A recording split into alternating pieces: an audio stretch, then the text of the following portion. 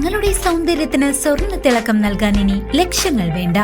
പാരമ്പര്യത്തിന്റെ തനിമയും കരവിരുതും ഒത്തുചേരുന്ന classic fashion imitation jewellery ഇപ്പോൾ ചേലക്കരയിലും.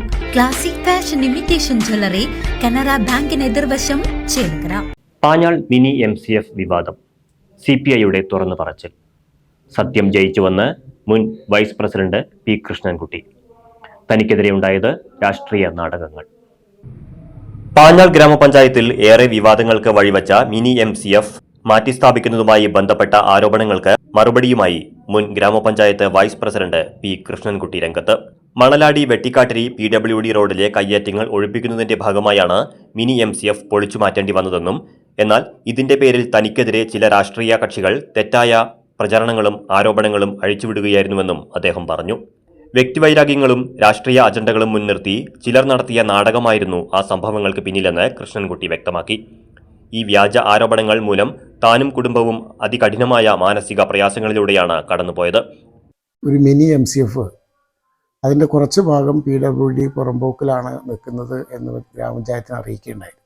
100 വർഷത്തോളം വരെ പഴക്കമുള്ള സ്വകാര്യ വ്യക്തികളുടെ ബിൽഡിങ്ങുകൾ പൊളിച്ചു മാറ്റപ്പെടുകയും ഗ്രാമപഞ്ചായത്തിൻ്റേത് പൊളിച്ചു മാറ്റാതിരിക്കുകയും ചെയ്യുന്നത് ഒരു ഔന്നത്യമാണ് എന്നുള്ളതുകൊണ്ട് തന്നെ, ഔചിത്യക്കേട് അതിലുണ്ട് എന്നുള്ളതുകൊണ്ട് പഞ്ചായത്തിൻ്റെ MCF പൊളിക്കണം എന്നുള്ള ഒരു പൊതുധാരണ ഗ്രാമപഞ്ചായത്തിനകത്തുണ്ടായിരുന്നു. എന്നാൽ മറ്റൊരു സംവിധാനം ആകുന്നത് വരെ MCF പൊളിക്കേണ്ടതില്ലെന്നും എൻക്രോച്ച്മെൻറ്റുകൾ ഒഴിവാക്കുന്ന അവസാന രീതികളിൽ ഇതും ഒഴിവാക്കാം എന്നൊരു ധാരണയിലാണ് PWDയുമായിട്ടുള്ള സംസാരങ്ങളിൽ ഉണ്ടായിപ്പോയിട്ടുള്ളത്.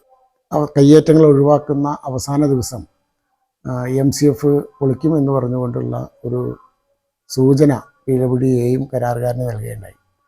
ഉടനെ പൊളിക്കാൻ സാധിക്കില്ല, അത് പഞ്ചായത്തിന് കത്ത് തന്നതിന് ശേഷം മാത്രമേ പൊളിക്കാൻ സാധിക്കുകയുള്ളൂ എന്ന് സെക്രട്ടറി ഞാനും അവരെ അറിയിക്കുകയും ചെയ്തിട്ടുണ്ടായിരുന്നു. അതിൻ്റെ ഭാഗമായിക്കൊണ്ട് അവർ പഞ്ചായത്തിന് ലെറ്റർ തരികയും അതിനെ തുടർന്ന് അത് പൊളിക്കുക എന്ന് പറഞ്ഞാൽ 4 ചുമരുള്ളതിൽ ഒരു ചുമര് PWD പൊളിച്ചപ്പോൾ ബാക്കി ഭാഗം സ്വാഭാവികമായും വീണുപോയി. അങ്ങനെ അത് പൊളിച്ചു മാറ്റപ്പെട്ടു.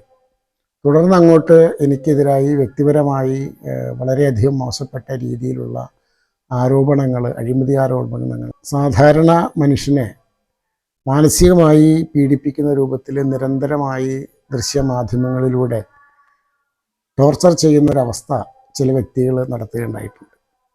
ഈ ഭൂവുടമയും ഈ വ്യക്തികളും തമ്മിലുള്ള പ്രശ്നങ്ങളും അതല്ലെങ്കിൽ മറ്റു തരത്തിലുള്ള അവരുടെ ചില ഉദ്ദേശങ്ങളും മുന്നിൽ നിർത്തിക്കൊണ്ട് നടത്തിയ ഒരു വലിയ നാടകമായിരുന്നു അത്. ആ നാടകത്തിൻ്റെ ഭാഗമായി ഞാനും എൻ്റെ കുടുംബവും അനുഭവിച്ച വേദന അത് പറഞ്ഞറിയിക്കാൻ പറ്റാത്തതായിരുന്നു.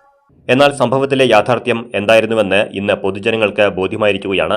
കടുത്ത മാനസിക പീഡനങ്ങൾ അനുഭവിച്ച ആ സമയത്ത് കുടുംബവും പ്രസ്ഥാനവും മാത്രമാണ് കൂടെയുണ്ടായിരുന്നത്.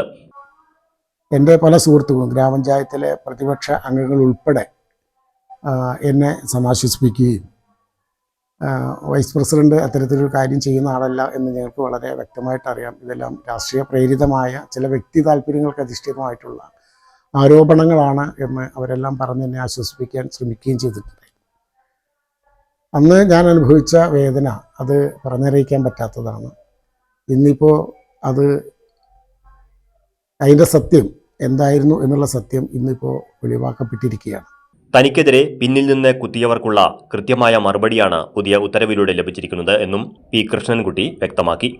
സത്യം പുറത്തുവന്നതോടെ തനിക്കെതിരെ ഉയർന്ന ആരോപണങ്ങളെല്ലാം അടിസ്ഥാനരഹിതമാണെന്ന് തെളിഞ്ഞിരിക്കുകയാണെന്നും അദ്ദേഹം കൂട്ടിച്ചേർത്തു. അപ്പോൾ അന്ന് എൻ്റെ കൂടെ നിന്നവരും എന്നെ ആശ്വസിപ്പിക്കാൻ ശ്രമിച്ചവരുമായിട്ടുള്ള എല്ലാ സുഹൃത്തുക്കൾക്കും ഞാൻ നന്ദി രേഖപ്പെടുത്തുകയാണ്.